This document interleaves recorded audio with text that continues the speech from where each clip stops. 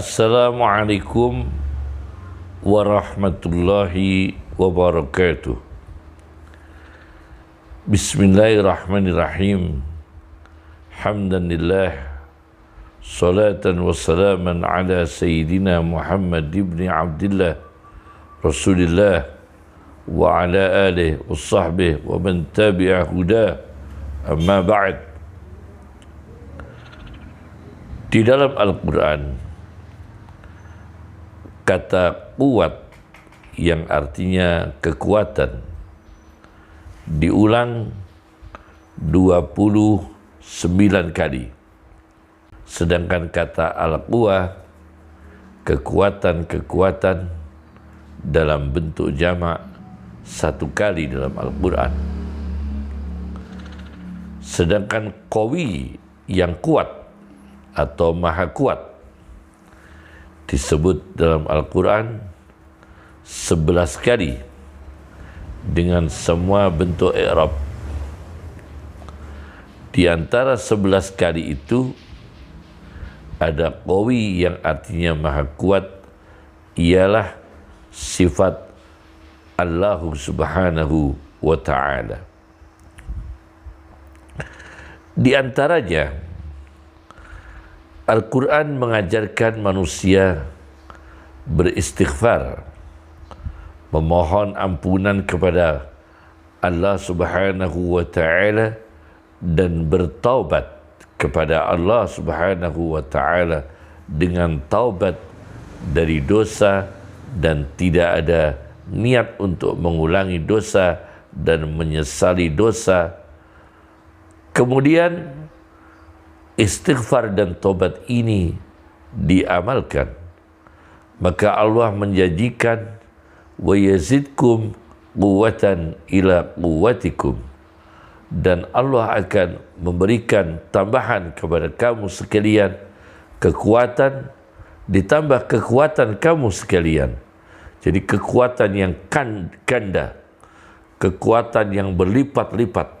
Surat Hud ayat 52. Nah, dari ayat ini bisa kita fahami berarti ada manusia yang diberi kehebatan secara fisik maupun batin, kekuatan yang di luar jangkauan manusia pada umumnya karena istighfarnya, karena doanya, karena pendekatan diri kepada Allah subhanahu wa ta'ala. Maka di antaranya adalah energi dari ayat Al-Quran yang dipakai berzikir dengan dasar, yaitu orang yang ahli beristighfar dan ahli bertaubat diberi karamah oleh Allah, kesaktian, kedikjayaan dengan energi dari Al-Quranul Karim. Sebagai contoh, saya baca dalam kitab Mir'atul Janan wa Ibratul Yaqdan karya Al-Yafi'i, karya Imam Al-Yafi'i yang punya kitab Raudur Rayyahin di jilid 3 halaman 234, di mana ditemukan seorang ulama namanya Abdullah bin Yahya bin Abil Haisam. Suatu ketika beliau ini, Abdullah bin Yahya bin Abil Haisam, dieksekusi, dipukul rame-rame oleh sekelompok manusia. Bukan dieksekusi, dipukul beram.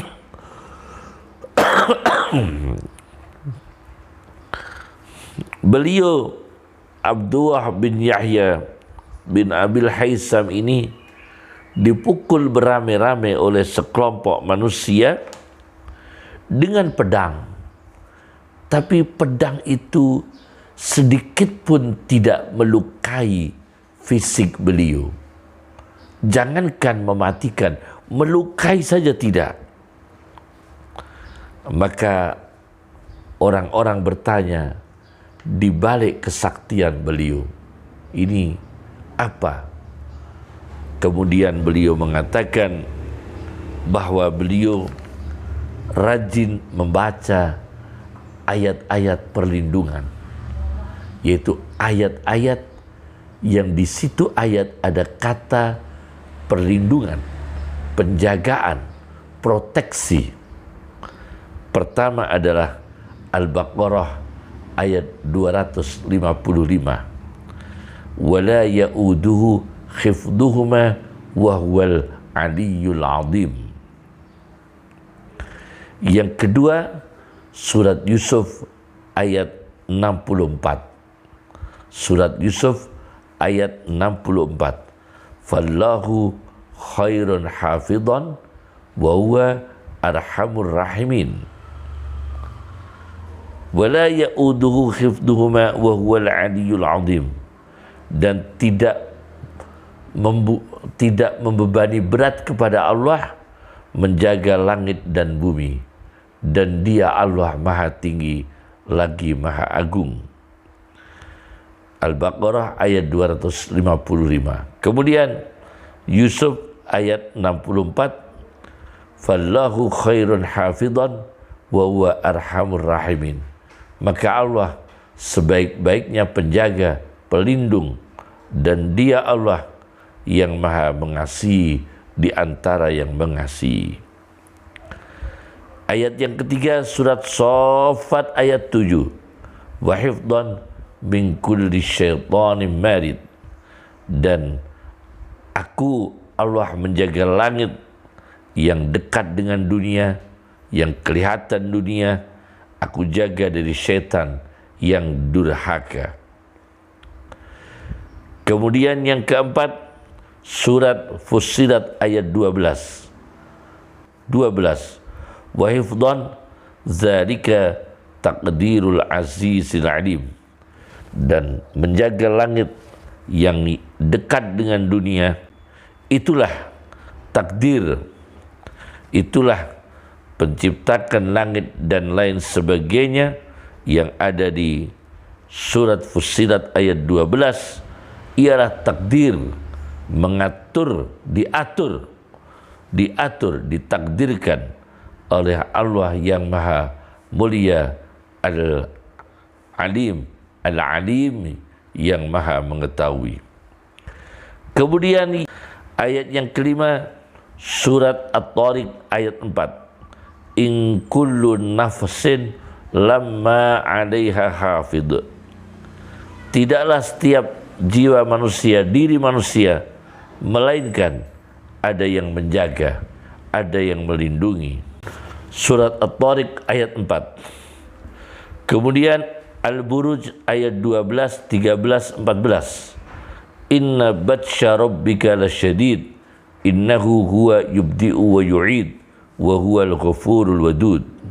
Sesungguhnya tindakan keras Tuhanmu sungguh keras. Sesungguhnya Dia Allah yang Maha memulai dan Maha mengulangi, dan Dia Allah yang Maha mengampuni, Maha menyayangi.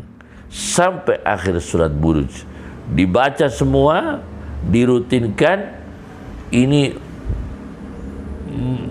bisa memunculkan energi kesaktian, energi kedikjayaan dengan izin Allah Subhanahu wa ta'ala. Jadi ini yang pertama adalah ayat Quran dan ilmu kekebalan.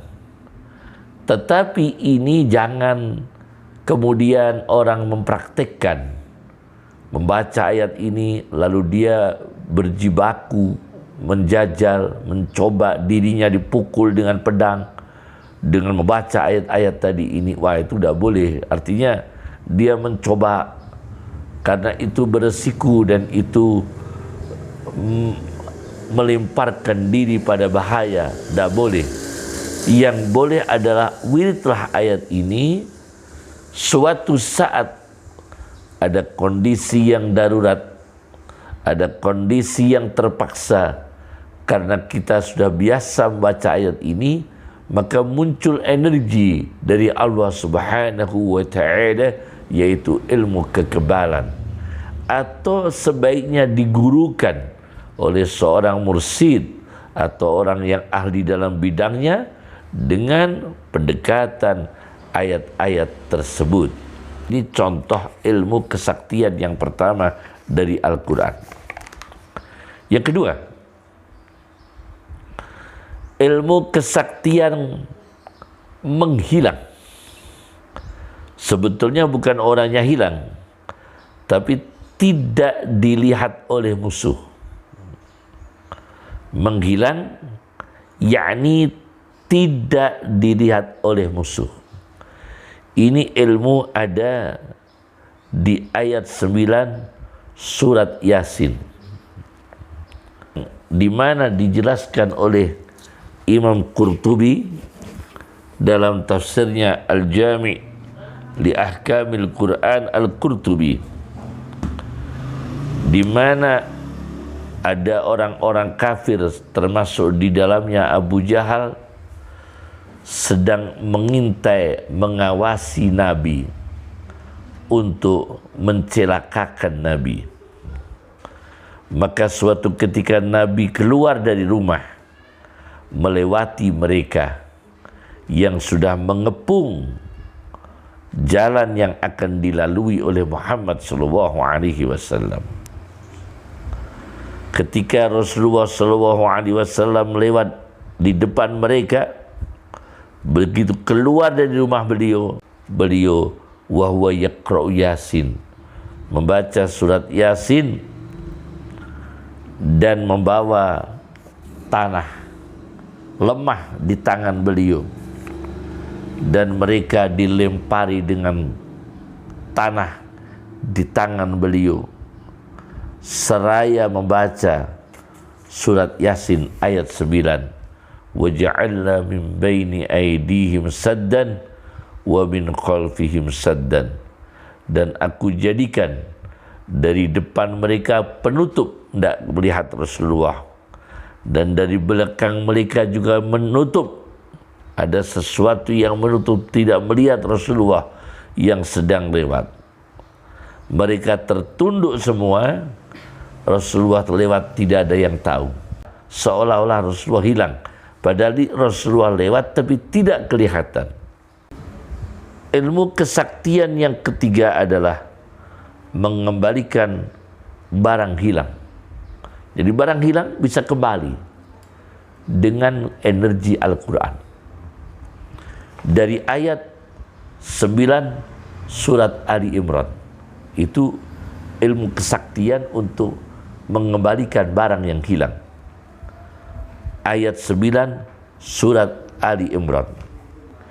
Di dalam kitab Bustanul Arifin, sebuah kitab ilmiah dalam bidang tasawuf, karya seorang ulama besar yang mensyarah Sahih Muslim, yang mensyarah Muhadzab, yang punya kitab Tahdhibul Asma' wal Lughah, yang punya kitab Azkar Nawawi, Riyadhus Shalihin, Arba'in Nawawi, Raudhatul Talibin, dan lain sebagainya. Dalam kitab tasawufnya Bustanul Arifin, di halaman 143, beliau menceritakan suatu ketika ada orang bernama Ja'far Al-Khuldi. Itu mata cincinnya Ali itu jatuh di sungai Tigris, di sungai Dijlah, sungai Tigris di Irak. Tapi begitu jatuh, beliau punya doa, dan beliau akhirnya menemukan mata cincinnya itu di tengah-tengah kertas-kertas kitab beliau yang sedang dibuka-buka oleh beliau. An-Nawawi mengutip dari Imam Qushairi dalam kitabnya Ar-Risalatul Qushairiyah bahwa doanya adalah ya jami'an nasi liyaumin la raiba fih. Ini dari ayat 9 surat Ali Imran. Innaka jami'un nasi liyaumin la raiba fih.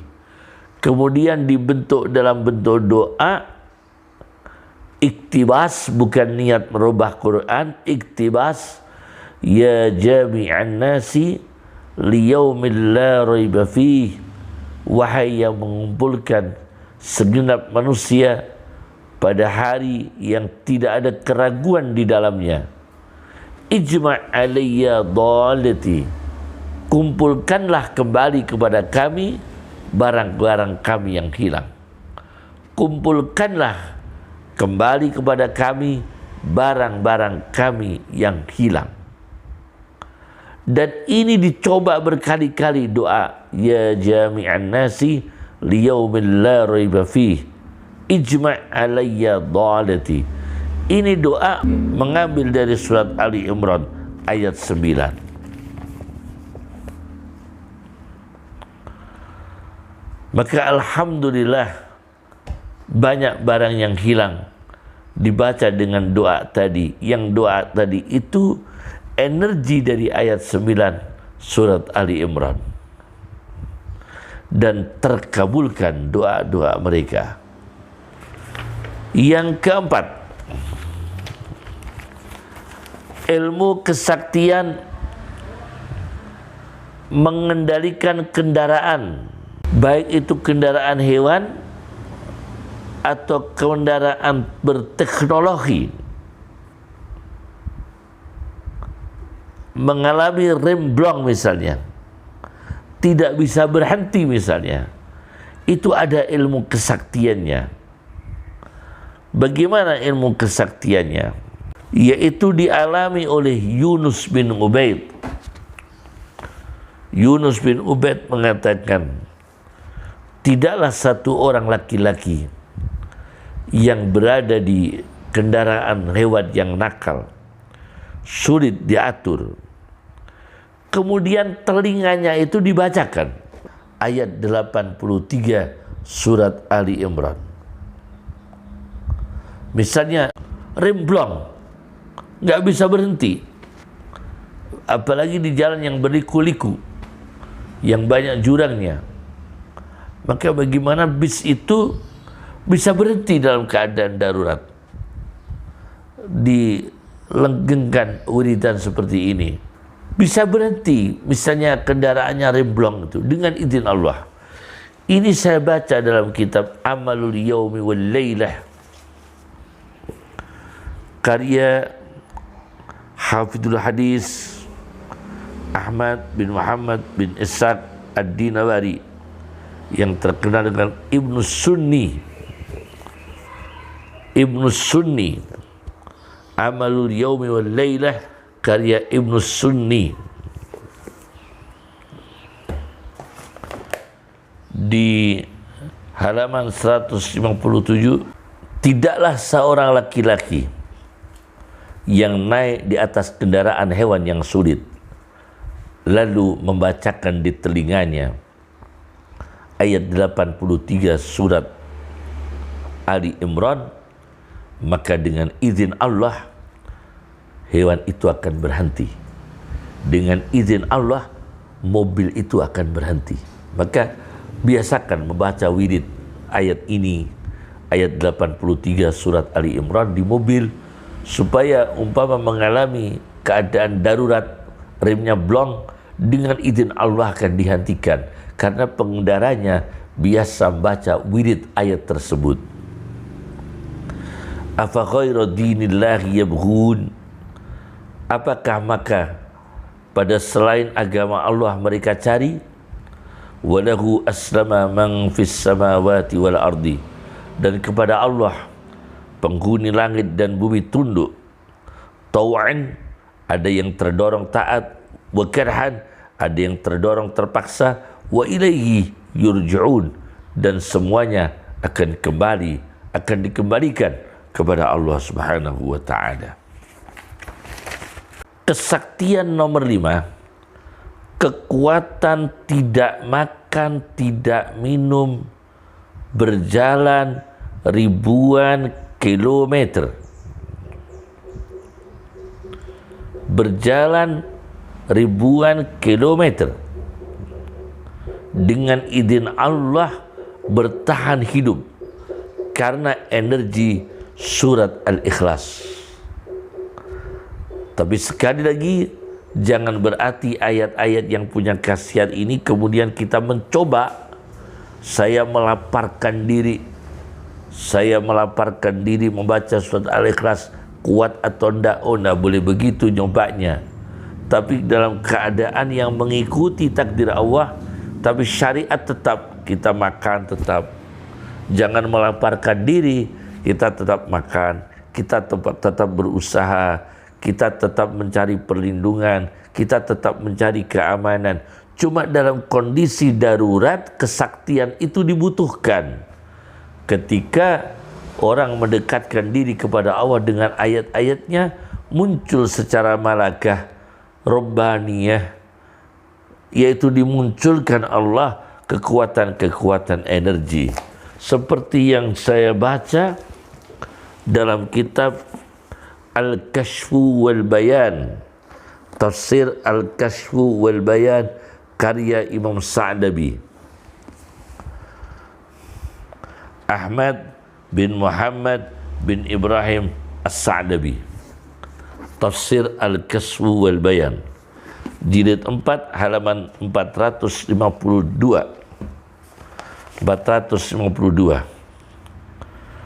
di mana ada seorang wanita yang ditawan dari kota Halab menuju Romawi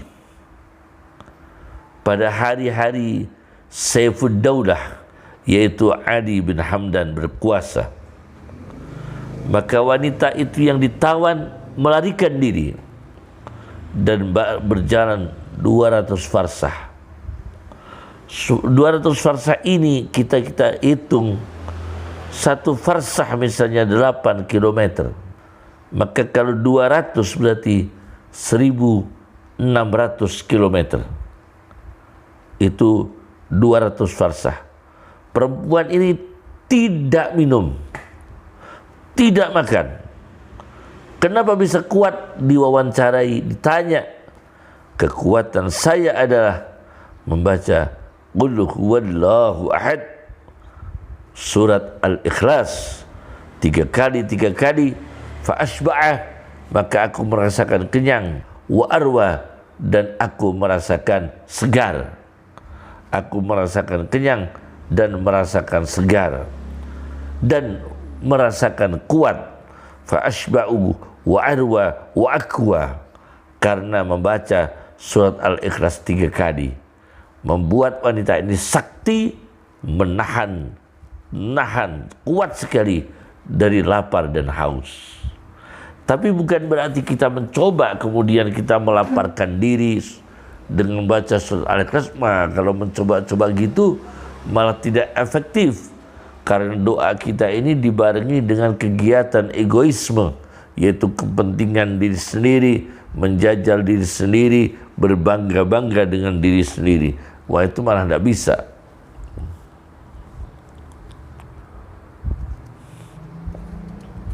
Tafsir Al-Kashfu wal Bayan, jilid 4 halaman 452.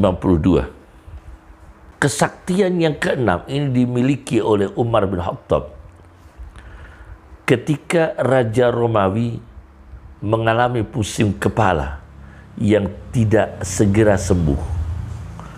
Oleh Umar bin Khattab dikirim satu songkok.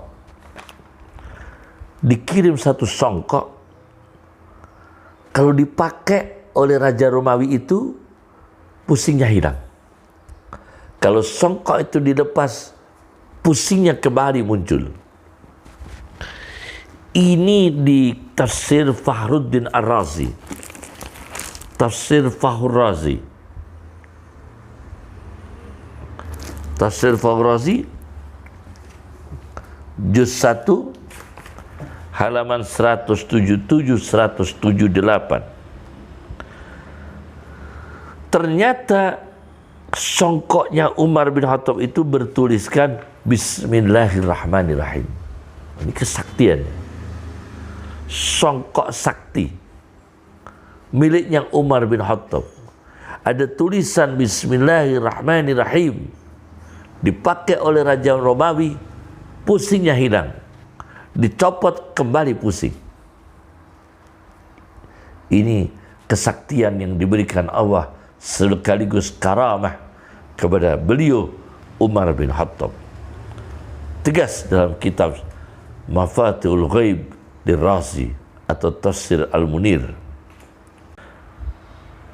Melempari sesuatu kepada musuh yang dibenarkan untuk kita bersikap, apalagi musuh-musuh bangsa, musuh negara yang neo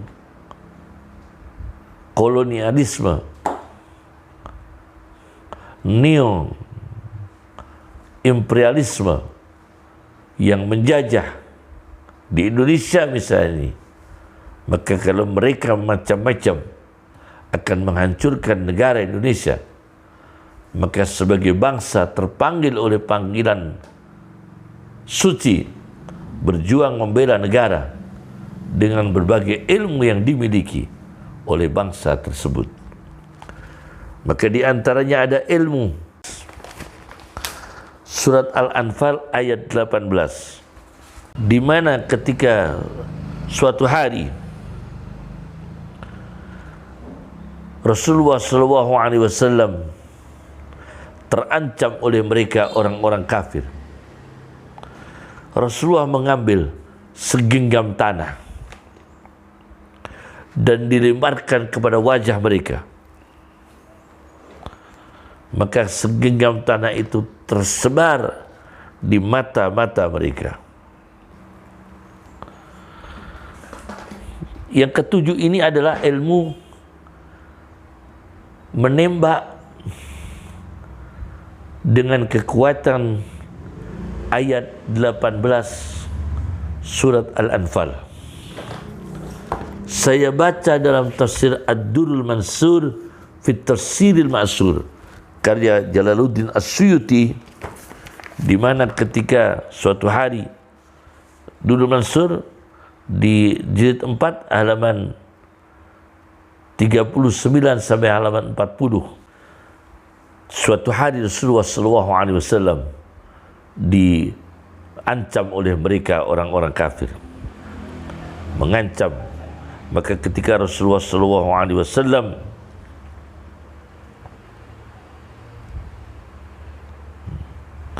lewat di depan mereka, maka Rasulullah mengambil tanah segenggam dan melemparkan ke arah wajah mereka, dan masuklah di mata-mata mereka, dan akhirnya sahabat bisa mengambil tindakan untuk menyerang. Maka turunlah ayat surat Al-Anfal ayat 18.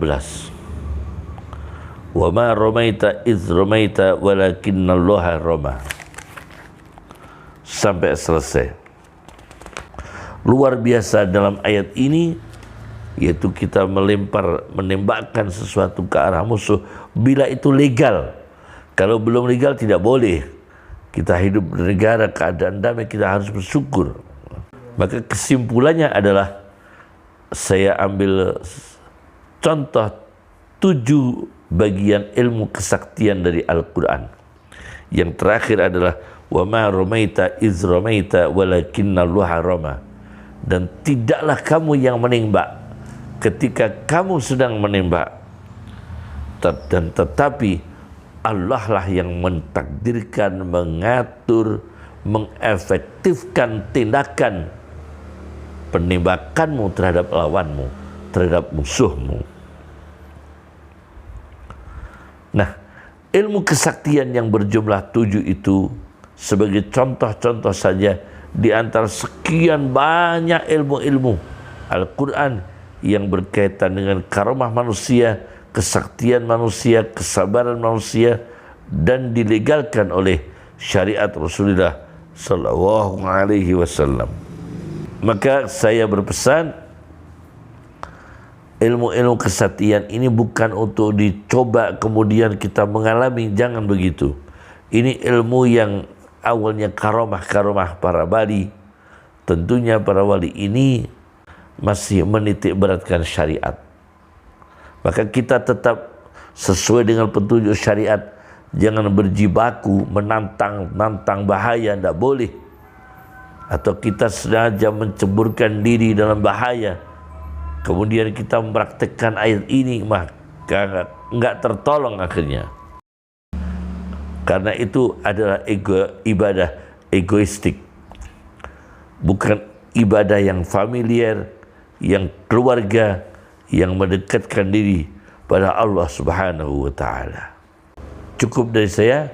Assalamualaikum warahmatullahi wabarakatuh.